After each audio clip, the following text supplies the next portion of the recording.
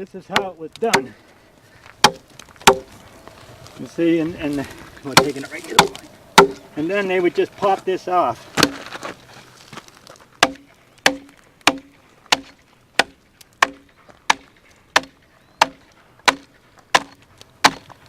So you can see we're going to be working up a little bit of sweat today.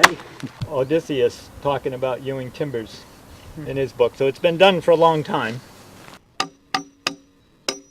Most timber frame work done today, they're getting it directly from the mill, or else if it's plain directly, it's still from the mill. It's not kiln dried anything. It's green. Yeah, I don't know anybody. Even the oak homes in England are made with green oak. So you build for the shrink. So. Yeah, and you're going to get some shrinkage, but it doesn't matter very much in joinery. All joinery is laid out from a reference base. Never from, you don't assume an even timber. I just like to put center lines in every direction just because I find them handy. We could make a mistake and we could use that line off at an angle, crooked or something like that, but it's nice to have these lines just to see where it actually was supposed to be so we don't repeat mistakes. So I always do the center lines. Create a notch so that my chalk line will rest in it. When people snap chalk lines, I watch them on roofs or on floors or something like that. They don't care which way they're pulling the string, they just snap it. With a round log, the direction at which it's coming defines the plane. So you got to make an effort to snap straight up and down. If you snap this way, you're defining a plane that's going across the log like that, and that's not the direction we're ewing. So I tend to want to make sure I'm going straight up and down. Usually when I tell people take it down to the line, this is what they do. Because they're looking at it this way, they're not seeing, I'm saying get it to the line. You got to come down on it. Okay? Get those score marks to the line. Bring it down so it's relatively straight. If you start getting a lot of wood, you can't do it this way. You have to do it, cut out a little wedge. All right? And we'll cut out, I don't know if you've ever seen old timbers in barns. If you go into an old barn and you see the timber on the wall and it seems to have a score mark about every foot apart, and that would take it, this is just all roughing it out. Okay, so this is scoring. Scoring like scarring. It leaves these things called jogs. This is juggling or joggling. Getting that off of there.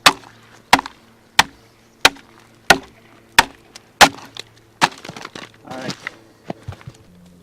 This is a right-handed axe. The log is to my left. You left-handed, log is to your right. I'm going to think right. I think right. Okay. I'm on right. And right hand forward on the axe. A lot of people think it should be left hand forward, but for ewing it's right hand forward. Ewing is not chopping, it's slicing. Now I'm going to start slicing across the wood. The easiest wood to use, we got some here, it's fir and pine. We do have some fir here.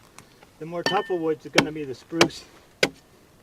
So are you pulling it toward yourself to slice? Just a little bit. Yeah. Keeps the axe from getting caught in its own curve. If you just go thud, thud, thud, you're not cleaning up your curves. But if you have a little bit of a slicing motion to it, it cleans up the curve. What's a kerf? The curve, this is a curve.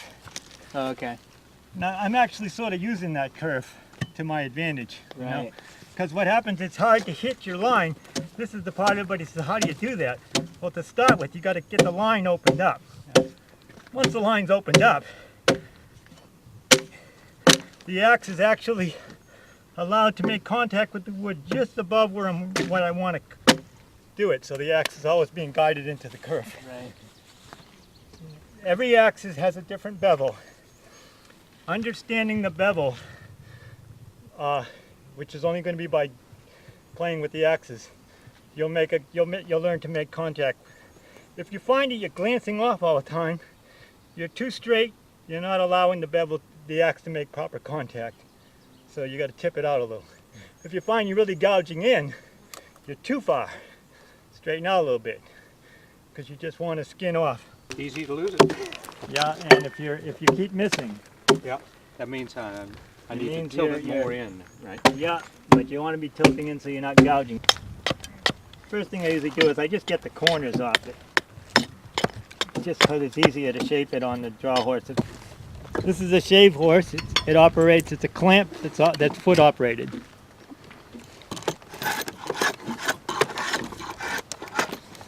So what I'm going to do is keep moving it around, take off mostly the high points until it starts to develop a rounder shape.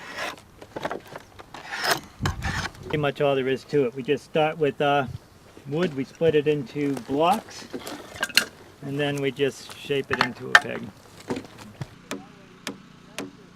Bridle joint, you know, it comes in like that. We're going to eventually have a square mortise in here that's going to go right through. The post is going to go right through this and halfway through, right up to here. Yeah. So it's going to be locking all this Yeah, together. yeah. The drop is 3 inches. So from here to here is 3 inches. From here down is going to be 3 because it's at 45. So you just sort of step drill it then. What I do is I'll drill this part out, and I might drill even into here because it doesn't have to be perfect. I'll drill straight down. Once I get it straight down, then I just set this chisel at a 45-degree angle. I just slam in there and it pops that chunk out. It's just this way. Use or this kerf way. and pull into it, yeah. And slice. Okay. And lay it out with Good. the level. Oh, this is better than aerobics class. Yes, exactly. Oh, she's going to learn. She's going right in with the big axe right away.